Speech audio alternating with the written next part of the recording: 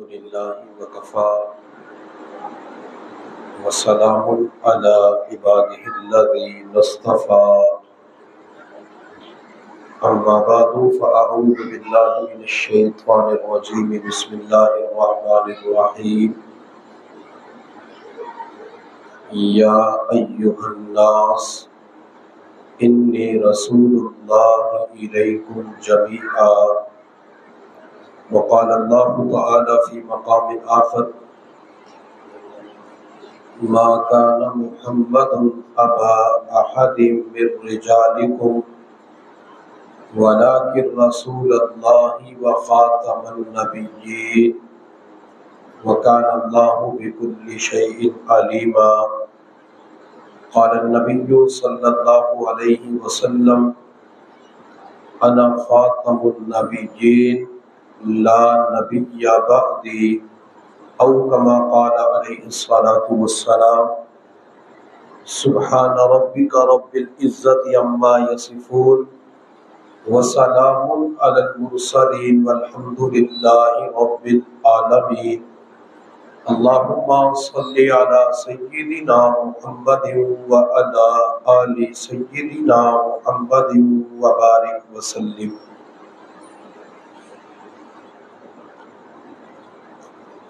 ملے قطرہ عشق محمد دا صلی اللہ علیہ وسلم، ملے قطرہ عشق محمد دا بے تخت شاہی دی لوڑ نہیں، دل مست رہے وچ مستی دے بے عقل دنائی دی لوڑ نہیں، میرے قلب سیاہ گناہگار دے وچ تیری یاد دا ڈیوا بلدا رہے، ول این جگ اون جگ قبر حشر کسے بے روشنائی دی لوڑ نہیں، کر اپنے حبیب دا عشق عطا جگ سارے تو بے نیاز چکر، لو لو وچ ہووے عشق نبی کسے بے آشنائی دی لوڑ نہیں۔ اللہ رب العزت نے سلسلے نبوت کی ابتدا حضرت آدم علیہ السلام سے فرمائی اور سلسلے نبوت کی انتہا احمد مجتبی محمد مصطفیٰ صلی اللہ علیہ وآلہ وسلم کی ذات گرامی پر ہوئی۔ میرے محبوب صلی اللہ علیہ وسلم نے ارشاد فرمایا انا محمد، میں محمد ہوں، وَأَنَا احمد، میں احمد ہوں، وَأَنَا الْمَاحِي، اور میں ماحی ہوں، الَّذِي يُمْحَى بِيَ الْكُفْرَ، اللہ میرے ذریعے سے کفر کو مٹائے گا، وَأَنَا الْحَاشِرُ، اور میں حاشر ہوں، وَأَنَا الْعَاقِبُ، اور میں عاقب ہوں، وَالْعَاقِبُ الَّذِي لَيْسَ بَعْدَهُ نَبِيٌّ، عاقب وہ ہوتا ہے جس کے بعد کوئی نبی نہیں ہوتا۔ حضور صلی اللہ علیہ وسلم آخری نبی ہے، آپ صلی اللہ علیہ وسلم کے بعد کوئی نیا نبی آ نہیں سکتا، نیا نبی پیدا نہیں ہو سکتا۔ اللہ نے نبوت کا دروازہ حضور پہ بند فرما دیا، اللہ تعالی نے آپ کو آخری نبی بنایا، آپ خاتم النبیین ہیں۔ اس عقیدے کو عقیدہ ختم نبوت کہا جاتا ہے۔ اگر کوئی شخص 5 وقت کی نماز بھی پڑھے، رمضان المبارک کے روزے بھی رکھے، صدقات خیرات کا اہتمام بھی کرے، حج عمرہ بھی ادا کرے، قرآن کی تلاوت بھی کرے، لیکن حضور صلی اللہ علیہ وسلم کے بعد وہ کسی اور کو نبی مانتا ہے تو اللہ کی بارگاہ میں اس کا ایک عمل بھی قبولیت نہیں پا سکتا۔ جب تک حضور کو آخری نبی نہیں مانے گا اس وقت تک ایمان مکمل نہیں ہو سکتا، اس وقت یہ مومن کہلا ہی نہیں سکتا۔ عقیدہ ختم نبوت ہمارے ایمان کی اساس اور بنیاد ہے۔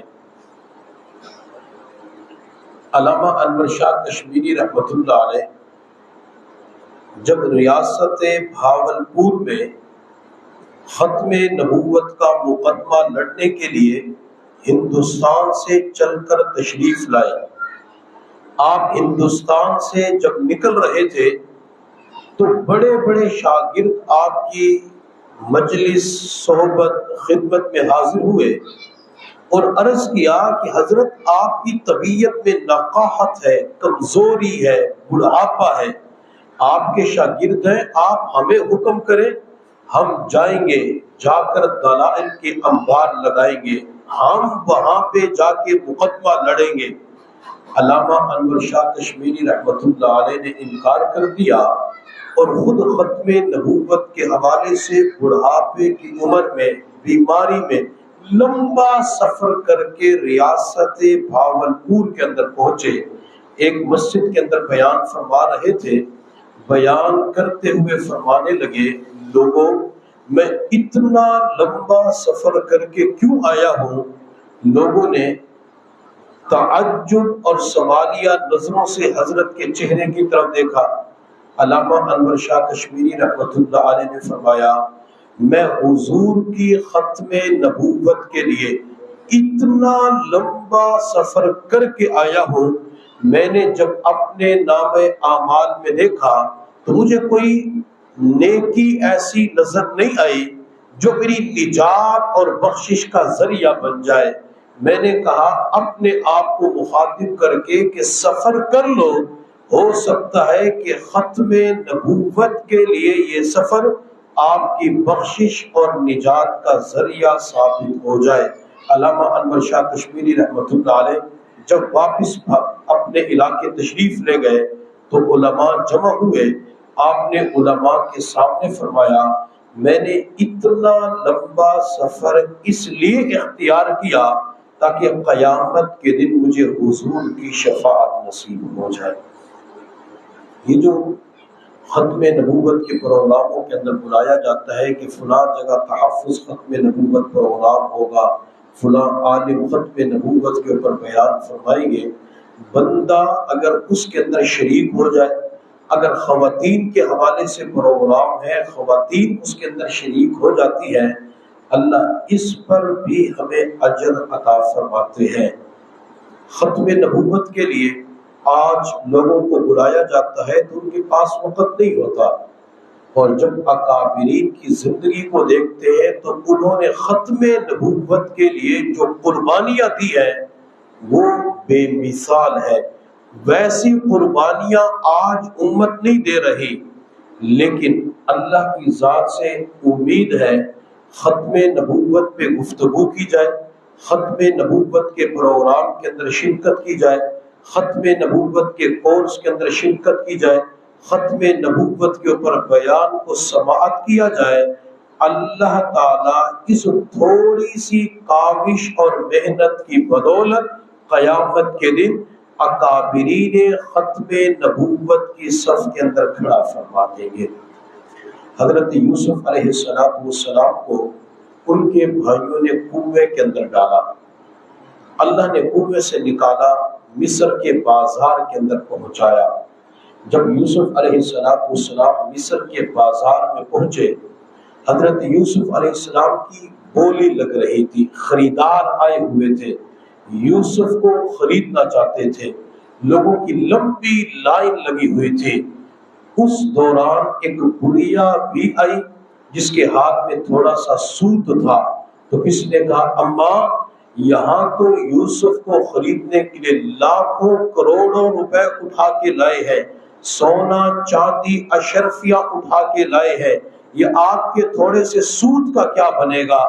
تو بڑھیا خاتون نے کہا کہ بیٹا میں اچھی طرح جانتی ہوں اس سود کے ذریعے میں یوسف کو خرید نہیں سکتی، لیکن قیامت کے دن میرا نام یوسف کے خریداروں کے اندر شامل ہو جائے گا۔ ختم نبوت کی نسبت سے کسی بھی جگہ جمع ہونا، ختم نبوت کے حوالے سے کوئی بھی کام کرنا، یہ اتنی عظیم و شان نسبت ہے، اتنی عظیم و شان طاقتور نسبت ہے، اللہ تعالیٰ اس کی بدولت قیامت کے دن ختم نبوت کے پروانوں کے اندر ہمیں شامل فرما دیں گے۔ کسی کہنے والے نے کیا خوب کہا، جب تک بکے نہ تھے کوئی پوچھتا نہ تھا، جب تک بکے نہ تھے کوئی پوچھتا نہ تھا، انہوں نے ہمیں خرید کر انمول کر دیا۔ سید عطا اللہ شاہ بخاری رحمۃ اللہ علیہ فرمایا کرتے تھے، قیامت کا دن ہوگا، میں محشر کے میدان میں اپنے نانا حضور کے قدموں میں پہنچوں گا تو میں اپنے نانا جان کے ہاتھوں کا بوسہ دوں گا۔ حضور صلی اللہ علیہ وسلم فرمائیں گے عطا اللہ، میں کہوں گا جی اللہ کے نبی، آپ فرمائیں گے عطا اللہ تو نے اپنی زندگی ختم نبوت کا کام کرتے ہوئے گزار دی، جا میں تیرے لیے جنت کا دروازہ کھلوا دیتا ہوں۔ شاہ جی رحمت اللہ علیہ فرمایا کرتے تھے، میں پہلے مقام نیاز میں ہوں گا، پھر مقام ناز میں آ جاؤں گا، عرض کروں گا یا رسول اللہ میں اکیلا جنت میں نہیں جانا چاہتا۔ میرے پیغمبر فرمائیں گے عطا اللہ کس کس کو جنت کی طرف لے جانا چاہتے ہو؟ شاہ جی رحمت اللہ علیہ فرمایا کرتے تھے، میں اپنے خاندان، برادری، اولاد کی بات نہیں کروں گا، میں کہوں گا یا رسول اللہ جنہوں نے آپ کی ختم نبوت کا کام کیا ہے، جو ختم نبوت کی نسبت سے جڑ گئے، جمع ہو گئے، آج ان سب کے لیے جنت کے دروازے کھلوا دیجئے۔ سید عطا اللہ شاہ بخاری فرمایا کرتے تھے، پھر حضور مسکراتے چہرے کے ساتھ فرمائیں گے لوگوں جنہوں نے میری ختم نبوت کا کام کیا ہے وہ سارے جنت کے اندر داخل ہو جائیں۔ ہمارے اکابرین ختم نبوت کی علمی، فنی بحثیں، تقاریر، تصانیف اپنی جگہ پہ، لیکن 1974 کے اندر جو ختم نبوت کی تحریک چلی تھی، اس تحریک کے دوران آغا شورش کاشمیری، مولانا غلام غوث ہزاروی، مفتی محمود رحمہ اللہ تعالی، دیگر اکابر جب ملک پاکستان کے وزیر اعظم ذوالفقار علی بھٹو کے پاس گئے تو 4 گھنٹے تک ان کے ساتھ ملاقات رہی، 4 گھنٹے ختم نبوت پہ دلائل دیتے رہے، لیکن جب آغا شورش کاشمیری نے دیکھا کہ ان کے اوپر کوئی اثر نہیں ہو رہا تو وہ اپنی جگہ سے اٹھے اور ذوالفقار علی بھٹو کے پاؤں کے اندر جا کے بیٹھ گئے، کہنے لگے مسٹر ذوالفقار ہم کتنے گر گئے کہ حضور کی ختم نبوت کی حفاظت نہ کر سکے، ہم ناموس رسالت کی حفاظت نہیں کر سکے۔ پھر آغا شورش کاشمیری نے اپنی جھولی ملک پاکستان کے وزیر اعظم ذوالفقار علی بھٹو کے سامنے پھیلا دی، اپنی جھولی پھیلانے کے بعد کہا مسٹر زلفی میں نے آج تک کسی کے سامنے اپنا دامن نہیں پھیلایا، میں نے آج تک کسی کے سامنے اپنی جھولی نہیں پھیلائی، میں نے کسی کے سامنے اپنا ہاتھ نہیں اٹھایا، میں نے پہلی مرتبہ اپنی جھولی، اپنا دامن آپ کے سامنے پھیلایا ہے۔ میں اس جھولی کے اندر آپ سے زمینوں کے کاغذات نہیں مانگتا، میں اس جھولی کے اندر آپ سے کسی گاڑی کی چابی نہیں مانگتا، میں اس جھولی کے اندر آپ سے ڈالر، چاندی، سونا، ہیرے جواہرات نہیں مانگتا، میں اس جھولی کے اندر آپ سے حضور کی ختم نبوت کی بھیک مانگتا ہوں، اس جھولی میں حضور کی ختم نبوت کی بھیک ڈال دیجئے، ختم نبوت کا معاملہ حل کر دیجئے۔ آغا شورش کاشمیری نے اپنی جھولی پھیلانے کے بعد پھر ذوالفقار علی بھٹو کی طرف دیکھ کے کہا، ذوالفقار علی بھٹو، اس جھولی کو آغا شورش کاشمیری کی جھولی نہ سمجھنا، بلکہ یہ جھولی فاطمہ بنت محمد کی ہے، یہ حضور کی بیٹی فاطمہ کی جھولی ہے، اپنے ابا جان کی ختم نبوت کے لیے کہہ رہی ہے مسئلے کو حل کر دے۔ آغا شورش کاشمیری نے ختم نبوت کے لیے اپنا دامن بھی پھیلا دیا، اپنی جھولی بھی پھیلا دی۔ جب اگلے دن ذوالفقار علی بھٹو نے چند لوگوں کو انٹرویو دیا، انٹرویو دیتے ہوئے کہنے لگا، آغا شورش کاشمیری اپنے زمانے کا خوددار انسان، اپنے زمانے کا وہ انسان جس نے کبھی کسی کے سامنے ہاتھ نہیں پھیلایا، اس کو زمینوں کی پیشکش کی گئی، پیشکش ٹھکرا دی، دولت کی پیشکش کی گئی، دولت کو ٹھکرا دیا۔ آغا شورش کاشمیری نے آج تک اپنا ہاتھ کسی کے سامنے نہیں پھیلایا، لیکن جب حضور کی ختم نبوت کا معاملہ آتا ہے اپنی جھولی میرے سامنے پھیلا دی۔ میں سمجھ گیا یہ کوئی حساس معاملہ ہے، نازک معاملہ ہے کہ اپنے زمانے کا خوددار انسان میرے پاؤں کے اندر بیٹھ کر اپنی جھولی دامن پھیلانے پہ مجبور ہو جاتا ہے۔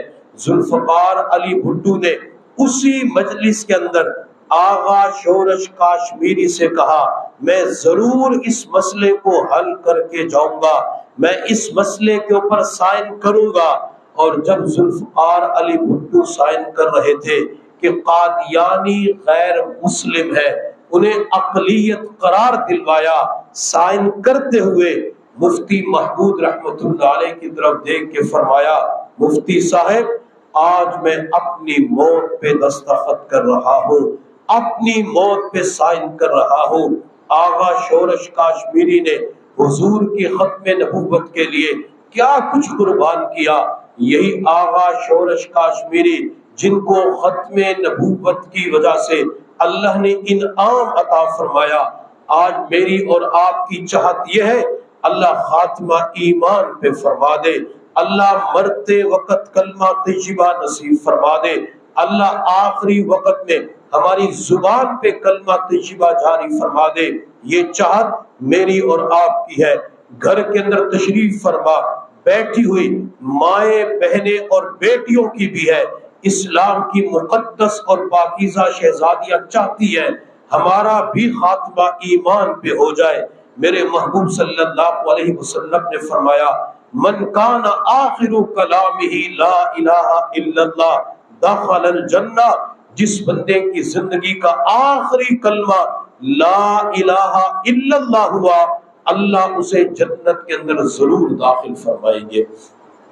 آغا شورش کاشمیری کا جب آخری وقت آیا، چارپائی کے اوپر لیٹے ہوئے تھے، آپ نے اپنی بیٹیوں سے فرمایا مجلس احرار اسلام کے فلاں رہنما نمائندے کو بلاؤ۔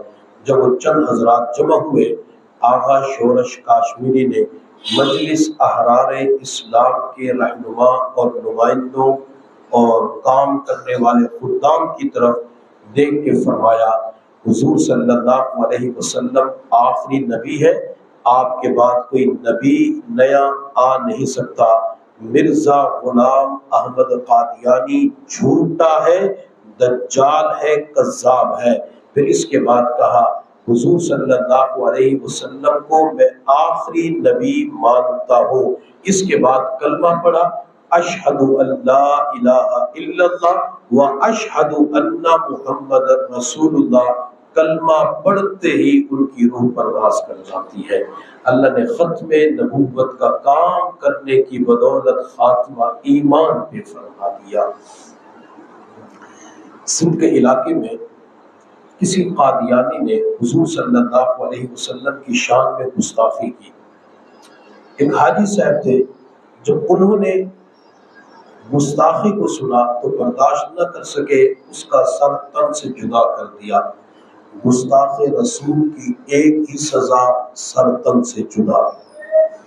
تو اس کو ختم کرنے کے بعد مقامی تھانے کے اندر چلے گئے، اور جو وہاں پہ جو تھانے دار تھا، پولیس تھی، انتظامیہ تھی، تو اپنا ہاتھ آگے کر کے کہا کہ مجھے ہتھکڑی لگاؤ۔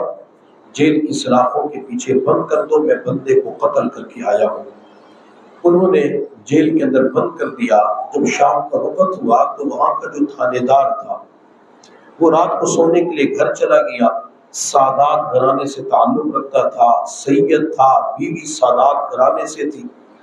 अपने बिस्तर पे जाके लेट गया। बीवी को ख्वाब के अंदर हुजूर सल्लल्लाहु अलैहि वसल्लम की ज़ियारत नसीब हुई। मेरे महबूब सल्लल्लाहु अलैहि वसल्लम ने फरमाया, बेटी तुम्हारे पास मेरा एक मेहमान आया हुआ है, उसका ख्याल रखना। बीवी की आंख खोली, अपने खामद को उठाया, आज कौन सा कैदी आया है?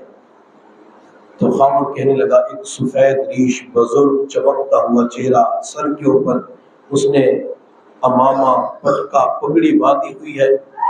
तो बीवी ने कहा, वो कोई आम बंदा नहीं है, वो हुजूर का मेहमान है। तुम्हारे पास कैदी आते हैं, मुजरिम आते हैं, दुनियादार सिफारिश करते हैं, और इस बूढ़े की सिफारिश हुजूर ने की है, मेरे मेहमान का ख्याल करना, मेरे मेहमान का इकराम करना। बीवी ने कहा, मैं आपको गरम गरम खाना बना के देती हूँ, हुजूर के मेहमान को खाना खिला के आओ। बीवी ने खाना बनाया, खामद ने खाना उठाया, जाके हाजी साहब को थाने के अंदर, जेल के अंदर खाना खिला दिया। हत्ता कि अदालत के अंदर केस चला।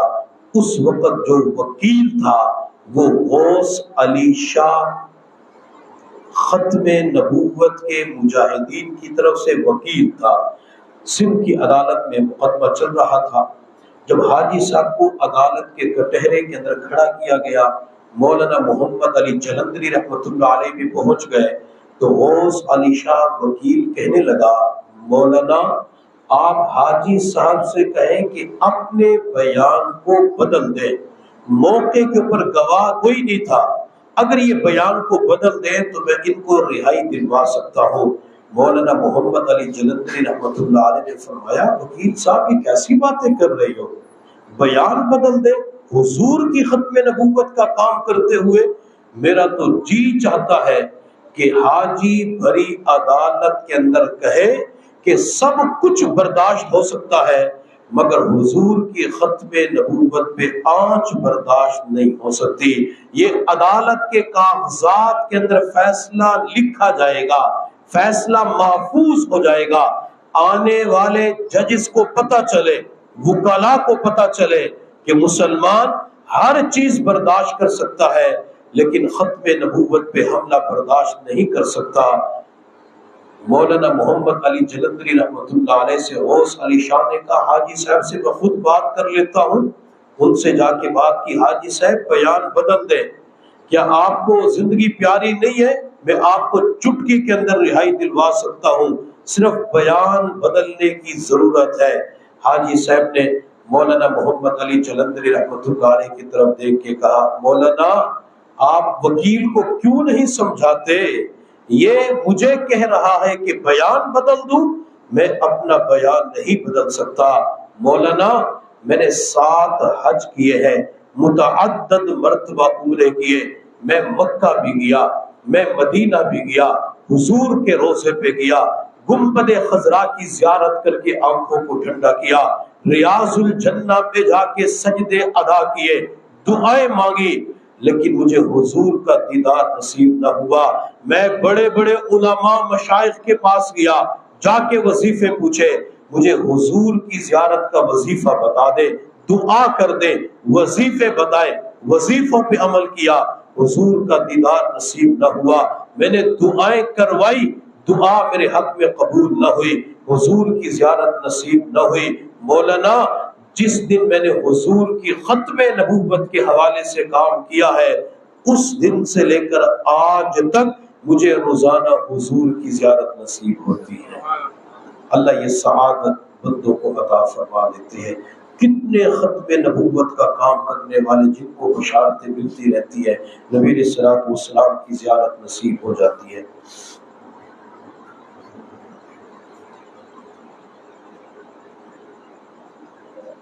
मेरे महबूब सल्लल्लाहु अलैहि वसल्लम मदीनातुल मुनव्वरा में थे।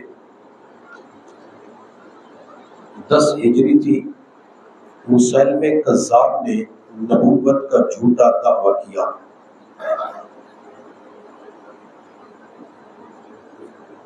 اس نے آپ علیہ السلام کو خط لکھا کہ محمد صلی اللہ علیہ وسلم میں آپ کی نبوت میں شریک ہوں، آدھی نبوت آپ کی آدھی میری، آپ شہروں کے نبی میں دیہاتوں کا نبی، آدھی نبوت میری بھی ہے، وَإِنَّ لَنَا نِصْفَ الْأَرْضِ، عرب کی آدھی زمین کا حکمران میں ہوں۔ وہ خط لکھ کر دو بندوں کو دیا، جاؤ آمینہ کے بیٹے محمد صلی اللہ علیہ وسلم کو دیکھ آؤ۔ یہ دو شخص مسیلمہ کذاب کا خط لے کر حضور صلی اللہ علیہ وسلم کی خدمت میں حاضر ہوئے۔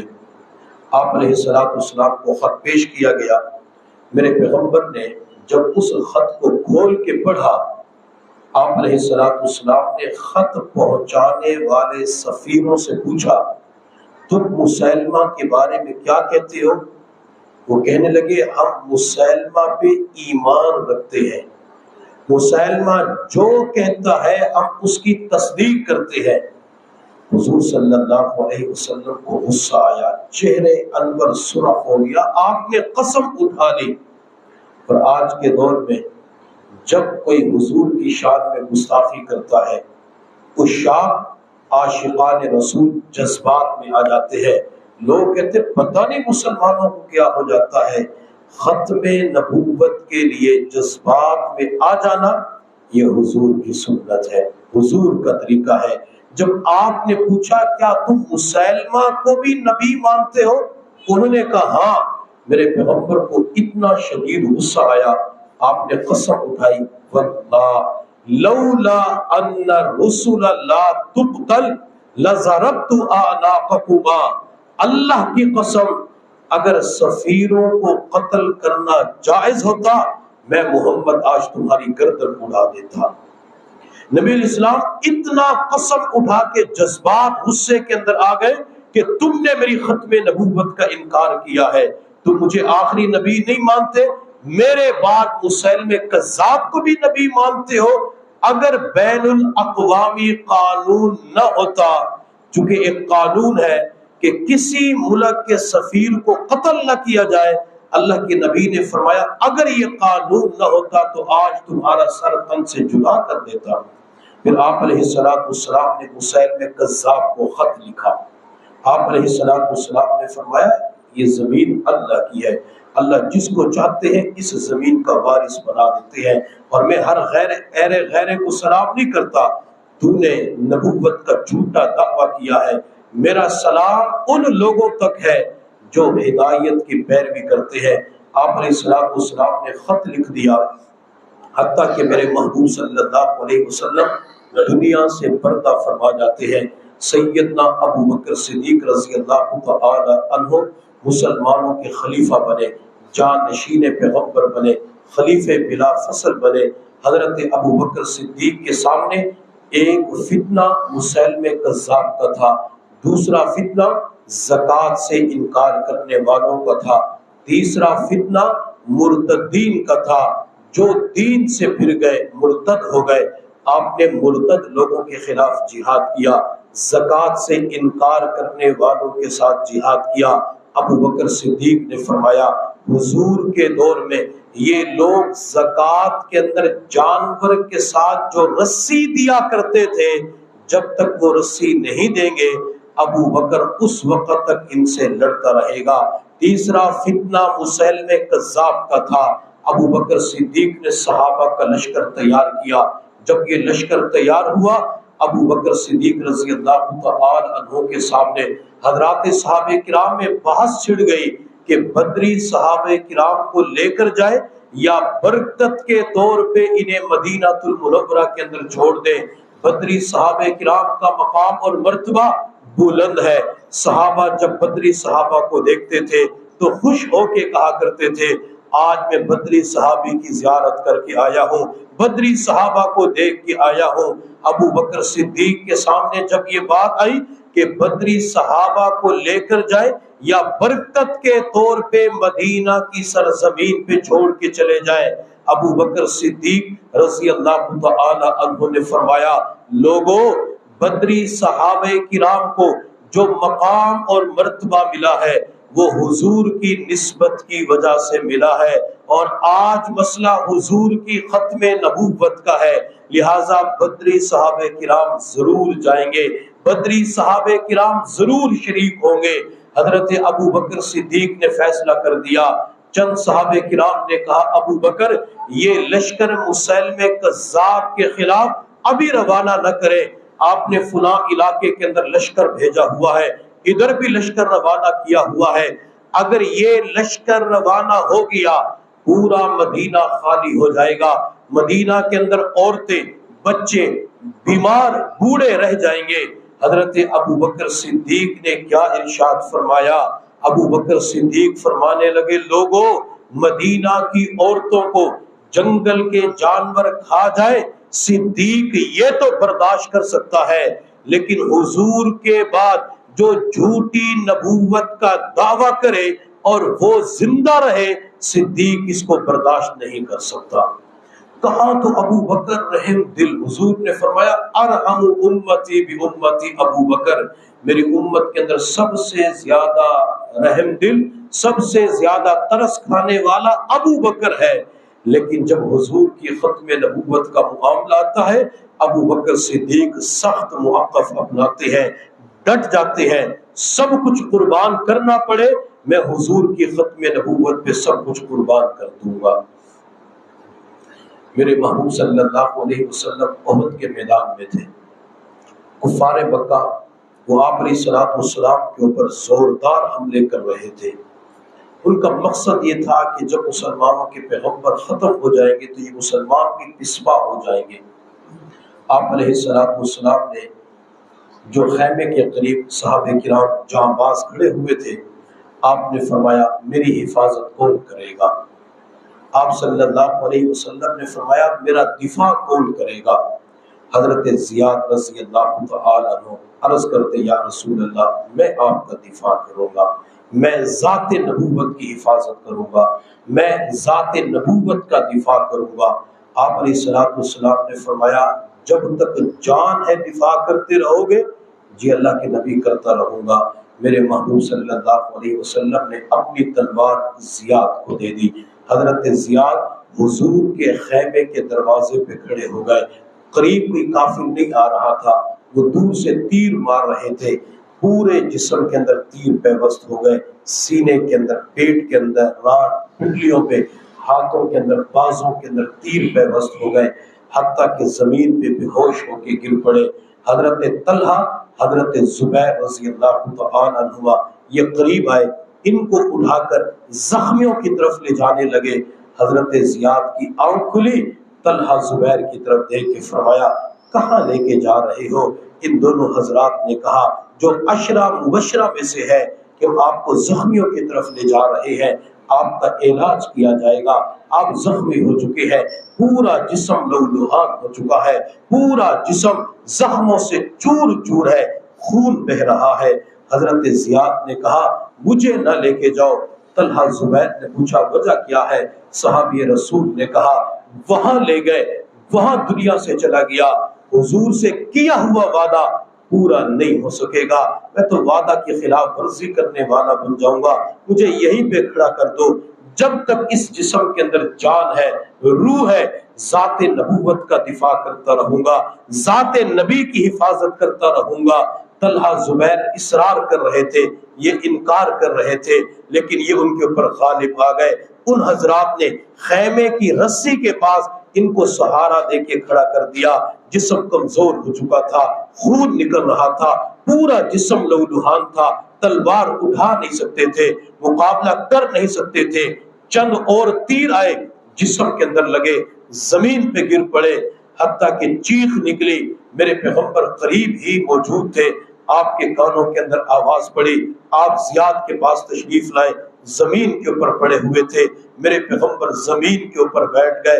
واہ زیاد تیرے مقدر پہ قربان جاؤں، تو نے ذات نبی کی حفاظت کے لیے سب کچھ قربان کیا، ذات نبی تیری خاطر زمین پہ بیٹھ جاتی ہے۔ میرے پیغمبر نے سر اٹھا کے اپنی گود میں رکھ لیا، حضرت زیاد کی طرف دیکھنا شروع کیا۔ تھوڑی دیر کے بعد صحابی رسول نے آنکھیں کھولی، حضور کے چہرے انور پہ نظر پڑی، کہنے لگا یا رسول اللہ کوئی خواب تو نہیں دیکھ رہا؟ پیغمبر نے فرمایا کوئی خواب نہیں دیکھ رہا۔ میرے محبوب صلی اللہ علیہ وسلم کی خدمت میں حضرت زیاد نے عرض کیا یا رسول اللہ جب قیامت کے دن اللہ مجھ سے پوچھے گا بتا کیا کر کے آیا ہے، نظر کہاں پہ لگی ہوئی تھی؟ یا رسول اللہ میں قیامت کے دن عرض کروں گا اللہ ذات نبی کے ساتھ وعدہ کیا تھا، اس وعدے کو نبھا کے آ رہا ہوں، وعدے کو پورا کر کے آ رہا ہوں۔ آخری وقت میں نگاہیں حضور کے چہرے انور پہ لگی ہوئی تھی۔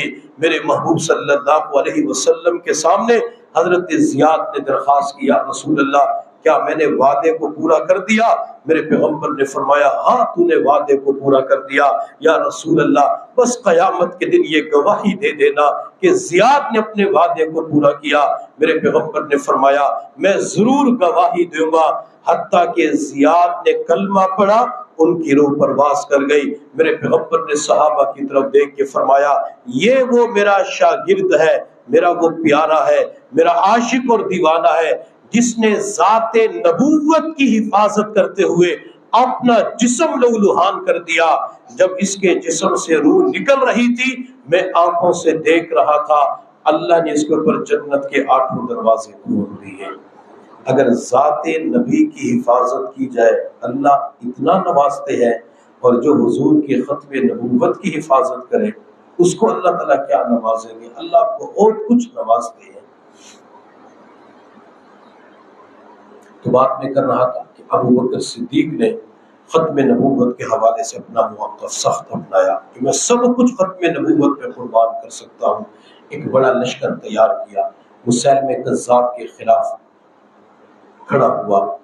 اس جنگ کے اندر جو ختم نبوت کے لیے جنگ لڑی گئی، چونکہ مسیلمہ کذاب نے حضور کی ختم نبوت پہ ڈاکہ ڈالا تھا، اللہ نے ختم نبوت کا تاج حضور کے سر پہ سجایا۔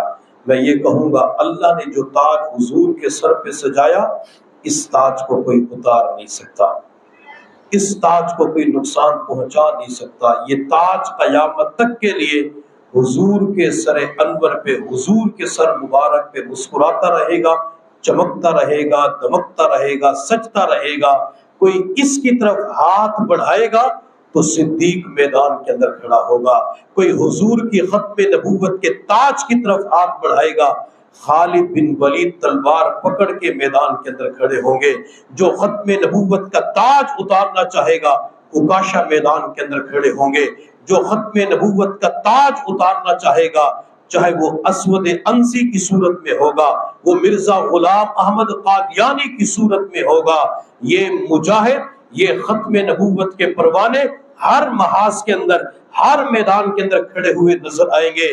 جن لوگوں نے جھوٹی نبوت کا دعویٰ کیا، جب بھی نبوت کا جھوٹا دعویٰ کیا گیا مقابلے کے اندر آنے والے علماء کرام بھی تھے، مقابلے کے اندر آنے والے عشاق بھی تھے، تاجر بھی تھے، کسان بھی تھے، ملازم بھی تھے، نوجوان بھی تھے، بچے بھی تھے۔ بچوں نے بھی اپنے طور پہ اپنا کام کر کے دکھایا۔ 1974 کی تحریک میں واکنڈ علاقے کے اندر ختم نبوت کا جلوس جا رہا تھا، وہاں کی انتظامیہ نے جلوس کے شرکاء کو گرفتار کر کے جیل کے اندر بند کر دیا۔ وہاں کے ایس ایچ او نے ایک 7-8 سال کا بچہ تھا، وہ بھی جلوس کے اندر شامل تھا، اسے جیل کے اندر کا مرغا بن جا، بچے کو مرغا بنا دیا۔ مرغا بنانے کے بعد اس وقت کے ایس ایچ او نے بچے سے کہا بتا تجھے کتنے جوتے ماروں؟ وہ ختم نبوت کا ننھا عاشق، میرے پیغمبر کا ننھا عاشق رسول کہنے لگا ایس ایچ او جتنے جوتے محشر کے میدان میں برداشت کر سکتے ہو اتنے جوتے مار دو۔ ایس ایچ او کے دل کے اوپر چوٹ لگی، یہ ننھا مجاہد ختم نبوت، حضور کی ختم نبوت کے حوالے سے مرغا بھی بن گیا، یہ مار کھانے کے لیے برداشت ہو گیا۔ ایس ایچ او اسی وقت زمین کے اوپر بیٹھ گیا، بچے کو وہیں سے اٹھا کے سینے کے ساتھ لگایا، کہنے لگا بیٹا آج تو نے میرے دل کی کایا کو پلٹ دیا۔ اگر چھوٹے بچے کے اندر حضور کی ختم نبوت کا اتنا جذبہ پایا جاتا ہے تو ان کے اندر جذبہ کتنا ہوگا۔ اللہ تعالیٰ نے بچے کی وجہ سے ان کے دل کی کایا کو پلٹ کے رکھ دیا، بچے بھی کام کرتے رہے، حتیٰ کہ مسیلمہ کذاب کے خلاف جب یہ جنگ ہوئی، اس جنگ کے اندر مسیلمہ کذاب کی فوج کے 22,000 بندے مارے گئے، اور ادھر 1200 صحابہ کرام ختم نبوت کے لیے اپنی جان کا نذرانہ پیش کر دیتے ہیں۔ 70 ان میں بدری صحابہ کرام تھے اور 700 قرآن کے حافظ اور قاری تھے، 700 قرآن کے حفاظ اور قراء، 70 بدری صحابہ کرام، 1200 صحابہ کرام نے ہمیں ایک پیغام اور سبق دے دیا کہ سب کچھ برداشت ہو سکتا ہے، کھانا نہ ملے بھوک پیاس برداشت کی جا سکتی ہے، تن ڈھانپنے کے لیے کپڑا نہ ملے برداشت کیا جا سکتا ہے، لیکن کوئی حضور کی ختم نبوت پہ ڈاکہ ڈالے یہ برداشت نہیں ہو سکتا۔ بلکہ صحابہ کرام نے پیغام دے دیا، ہمیں حضور کی ختم نبوت کی نسبت اتنی پیاری ہے، ہم نے اس کے لیے اپنا سب کچھ ختم نبوت پہ قربان کر دیا۔ جب یہ لشکر واپس آ رہا تھا، حضرت ابوبکر صدیق رضی اللہ تعالی عنہ کو اطلاع ملی کہ علاقے کے اندر طلحہ نامی شخص نے نبوت کا دعویٰ کیا ہے۔ حضرت ابوبکر صدیق نے خالد بن ولید کو پیغام بھیجا، خالد ان سے نمٹتے ہوئے آنا۔ خالد تو پھر اللہ کی تلوار سیف اللہ کا لقب ملا ہوا تھا، جہاں جاتے تھے کامیابی ان کے قدم چومتی تھی، جہاں تشریف لے جاتے تھے عزتیں ان کا مقدر بن جاتی۔ حضرت خالد بن ولید ختم نبوت کے پروانوں کا لشکر لے کر طلحہ جھوٹے مدعی نبوت کے سامنے کھڑے ہو گئے، مقابلہ شروع ہو گیا، حتیٰ کہ مقابلہ کرتے کرتے ایک صحابی حضرت عکاشہ رضی اللہ تعالیٰ عنہ وہ جھوٹے مدعی نبوت طلحہ کے سامنے آ گئے۔ طلحہ نے اتنا زوردار حملہ کیا کہ عکاشہ کو شہید کر دیا۔ عکاشہ شہید ختم نبوت کہلائے جاتے ہیں، یہ ختم نبوت کی خاطر لڑتے لڑتے شہید ہو گئے۔ حضرت عکاشہ کون صحابی ہے؟ میرے محبوب صلی اللہ علیہ وسلم نے اپنی وفات سے 3 یا 4 دن قبل مسجد نبوی کے اندر ممبر پہ جلوہ افروز ہو کے ارشاد فرمایا، میرے صحابہ اگر میں نے کسی کا حق دینا ہو وہ مجھ سے اپنا حق وصول کر لے، اگر میں نے کسی کے ساتھ زیادتی کی ہو وہ مجھ سے بدلہ لے لے، میں دنیا ہی کے اندر معاملات کو صاف کرنا چاہتا ہوں۔ ایک صحابی کھڑے ہوئے، عرض کہ یا رسول اللہ، ایک جنگ کے موقع پہ آپ صفوں کو درست فرما رہے تھے، آپ کے ہاتھ میں چھڑی تھی، لکڑی تھی، ڈنڈا تھا، آپ نے میری کمر پہ ماری۔ اس وقت میری کمر پہ قمیص چادر نہیں تھی، میں نے ایک چادر تہبند کے طور پہ باندھی ہوئی تھی۔ آپ علیہ السلام نے فرمایا آپ مجھ سے بدلہ لے لیں۔ صحابہ کرام نے اس صحابی کی طرف دیکھ کے کہا، خدا کے بندے، حضور کی طبیعت خراب ہے اور تجھے بدلے کی پڑی ہوئی ہے، تو ہم سے بدلہ لے لے، ہماری اولاد حاضر ہے۔ لیکن صحابی نے کسی کی طرف التفات نہ کیا، حضور کے پیچھے کھڑے ہو گئے۔ حضور نے اپنی مبارک قمیص چادر اوپر ہٹائی، صحابی اپنی نگاہوں سے وہ دائیں بائیں دیکھنا شروع کر دیتے ہیں۔ میں ان آنکھوں پہ قربان جاؤں جن آنکھوں نے حضور کے چہرے انور کی چمک کو بھی دیکھا، حضور کی مبارک کمر کی چمک کو بھی دیکھا، حضور کی مبارک پیٹھ کو بھی دیکھا، آپ علیہ السلام کی زلفوں کو بھی دیکھا، آپ علیہ السلام کے کندھوں کو بھی دیکھا۔ بلکہ صحابہ فرمایا کرتے تھے میں نے حضور کی مبارک بغل کو دیکھا، مجھے وہ چمکتی ہوئی نظر آ رہی تھی۔ حضور کے پاؤں کے انگوٹھوں کو صحابیات نے یاد کیا، بلکہ حضور کی پاؤں کی انگلیوں کی لمبائی کو بھی یاد کر کے صحابہ بتلایا کرتے تھے۔ یہ صحابی پیچھے کھڑے ہو گئے اور کسی چیز کو دیکھنا شروع کر دیا۔ جب حضور کے دونوں کندھوں کے درمیان مہر نبوت پہ نظر پڑی، یہ صحابی رسول حضور کے قریب آئے اور حضور کی مہر نبوت کا بوسہ لے لیا، پیار کر لیا۔ میرے پیغمبر نے فرمایا تو نے تو بدلہ لینا تھا، بدلہ کیوں نہیں لیا؟ صحابی رسول نے کہا یا رسول اللہ کس چیز کا بدلہ؟ میری زندگی کی چاہت یہ تھی وہ دن کب آئے گا جب میں آپ کی مہر نبوت کا بوسہ لوں گا، آج میری چاہت پوری ہو چکی ہے۔ میرے پیغمبر نے فرمایا جو میری مہر نبوت کا بوسہ لے لیتا ہے اللہ اس پر جہنم کی آگ کو حرام فرما دیتے ہیں۔ لوگوں، جس نے دنیا میں چلتا پھرتا جنتی دیکھنا ہو اس کے چہرے کو دیکھ لے۔ یہ کون تھے؟ دنیا اسے اکاشا کے نام سے یاد کرتی ہے۔ یہی اکاشا رضی اللہ تعالی عنہ میدان جنگ کے اندر ان کی تلوار ٹوٹ گئی، حضور کی نظر پڑی کہ اکاشا کی تلوار ٹوٹ چکی ہے۔ میرے پیغمبر نے ایک لکڑی اٹھا کے اکاشا کو دی، اکاشا یہ پکڑ لو۔ حضرت اکاشا نے اس لکڑی کو پکڑا، وہ لکڑی اکاشا کے ہاتھ میں تلوار بن جاتی ہے۔ یہی اکاشا رضی اللہ تعالی عنہ جن کے ہاتھ میں حضور کے ہاتھ کی دی ہوئی لکڑی آئی وہ تلوار کا کام کیا کرتی تھی۔ ایک مرتبہ اکاشا میرے پیغمبر کے قدموں میں تشریف فرما تھے۔ آپ صلی اللہ علیہ وسلم نے فرمایا، لوگوں، اللہ میری امت کے 70,000 افراد کو بغیر حساب و کتاب کے جنت میں داخل فرمائیں گے، اللہ ان سے حساب و کتاب نہیں لے گا۔ حضرت اکاشا بھی موجود تھے۔ اکاشا نے کہا، یا رسول اللہ میرے لیے دعا کر دیجئے، اللہ مجھے بھی ان میں شامل فرمائے۔ میرے پیغمبر نے فرمایا، تو بھی ان میں شامل ہوگا، تیرا شمار بھی 70,000 بندوں میں ہے۔ دوسرے صحابی نے عرض کیا، یا رسول اللہ میرے لیے بھی دعا کر دیجئے۔ میرے پیغمبر نے فرمایا، اکاشا تجھ سے بازی لے گیا، اکاشا سبقت لے گیا، اکاشا پہلا نمبر لے گیا۔ میرے پیغمبر اگر دوسرے کے لیے دعا کرتے، کوئی تیسرا آ جاتا، چوتھا آ جاتا، یہ سب کچھ تو وہ لے جاتے، قیامت تک آنے والے بعد میں محروم ہو جاتے۔ میرے پیغمبر نے میدان کھلا چھوڑ دیا، جو بھی محنت کرے گا اللہ اسے 70,000 کی جماعت میں شامل فرمائیں گے۔ محدثین فرماتے ہیں 70,000 بندے، ان میں سے ہر ایک اور 70,000 کو جنت میں لے کے جائے گا۔ اکاشا بغیر حساب و کتاب کے جنت میں داخل ہوں گے۔ اکاشا مہر نبوت کا بوسہ لینے والے، حضور کے مبارک ہاتھ سے لکڑی پکڑتے ہیں تو تلوار بن جاتی ہے۔ یہ اکاشا حضور کی ختم نبوت کے لیے لڑتے لڑتے طلحہ کے مقابلے میں شہید ہو جاتے ہیں۔ شہید ختم نبوت کہلاتے ہیں۔ محدثین فرماتے ہیں جو حضور کی ختم نبوت کا کام کرے گا، جو حضور کی ختم نبوت کے حوالے سے محنت کوشش کرے گا، اللہ قیامت کے دن اکاشا کی معیت میں بغیر حساب و کتاب کے جنت کے اندر داخل فرمائیں گے۔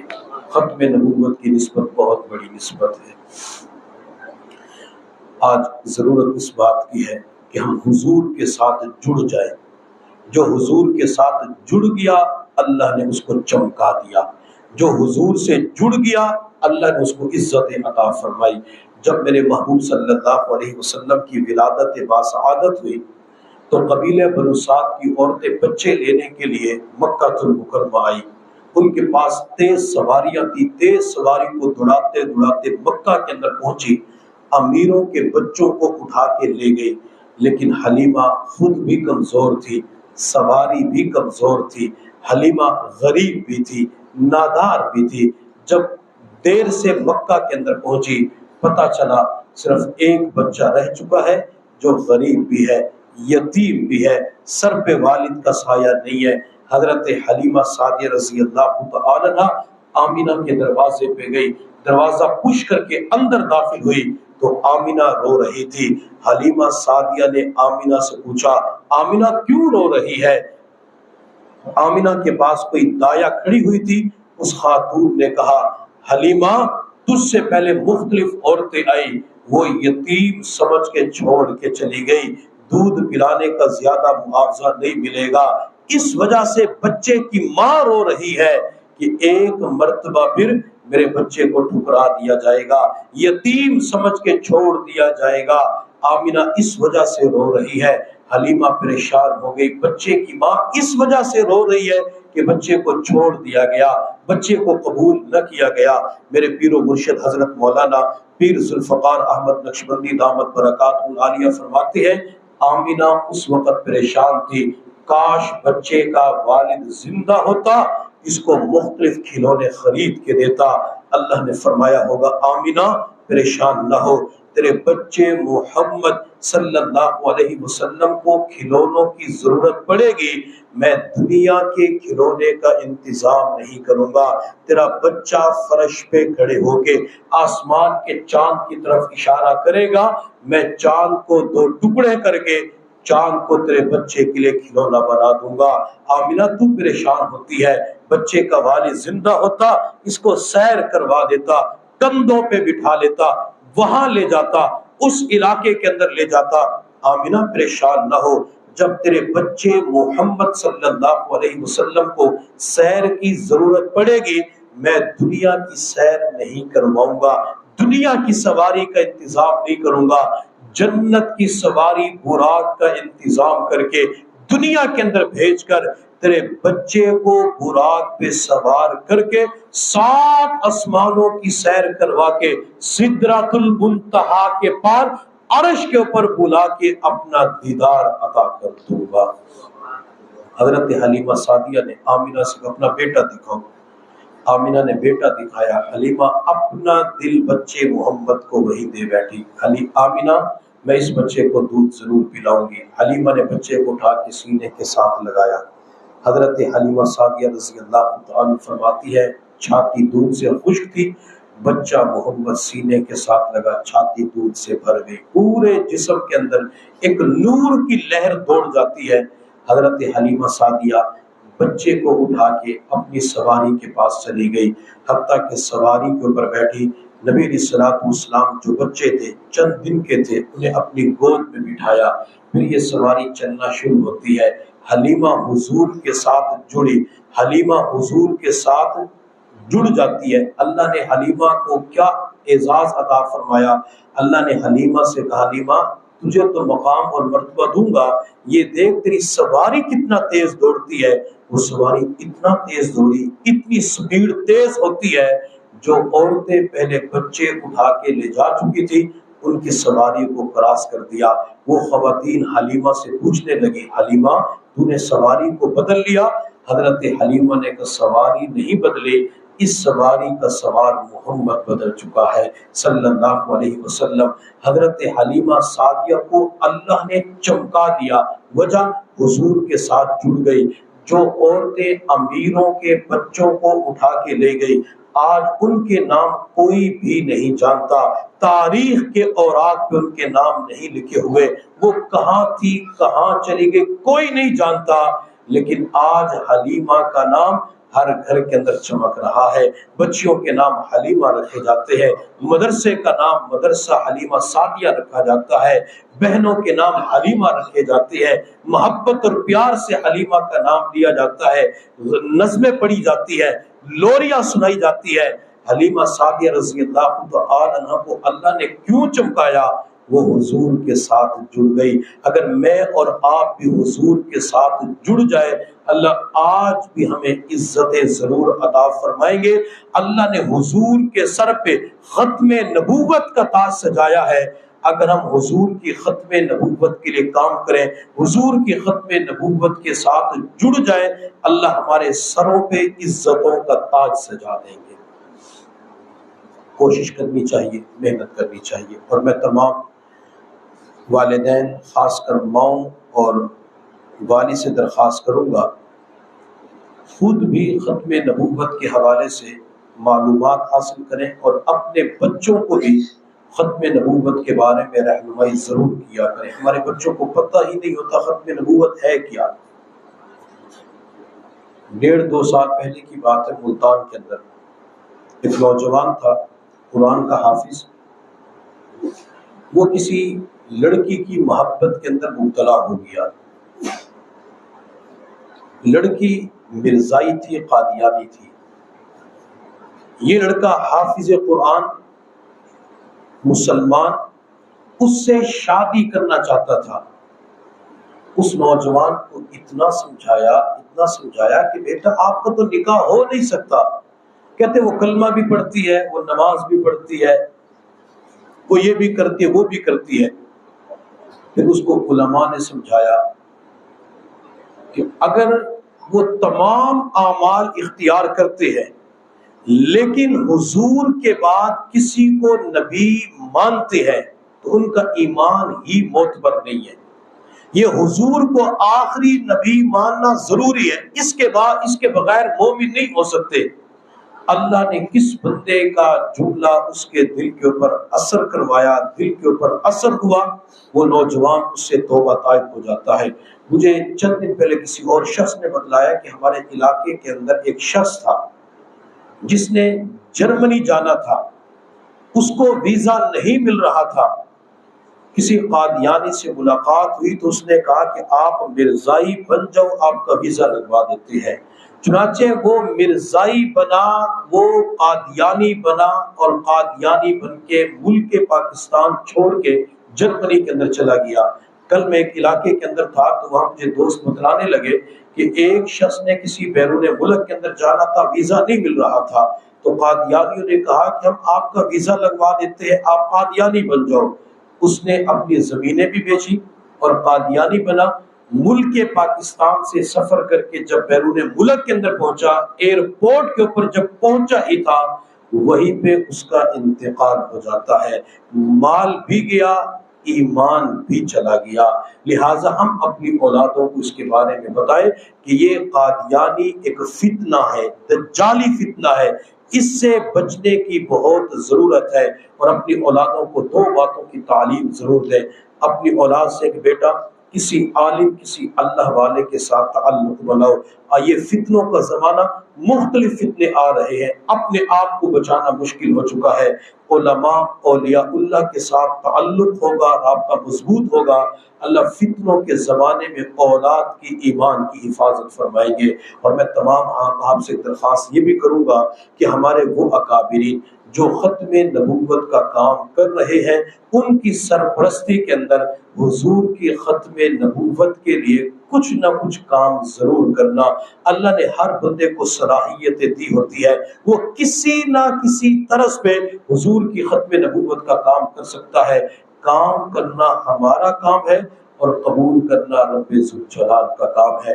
اللہ اس کام کو ضرور قبول فرما لیتے ہیں۔ اللہ رب العزت کی بارگاہ میں دعا ہے اللہ تعالی ہم سب کو نبی علیہ الصلوۃ والسلام کی سچی محبت نصیب فرمائے، آپ علیہ الصلوۃ والسلام کے سچے خداموں کی صف کے اندر ہمیں شامل فرمائے۔ وآخر دعوانا الحمد للہ۔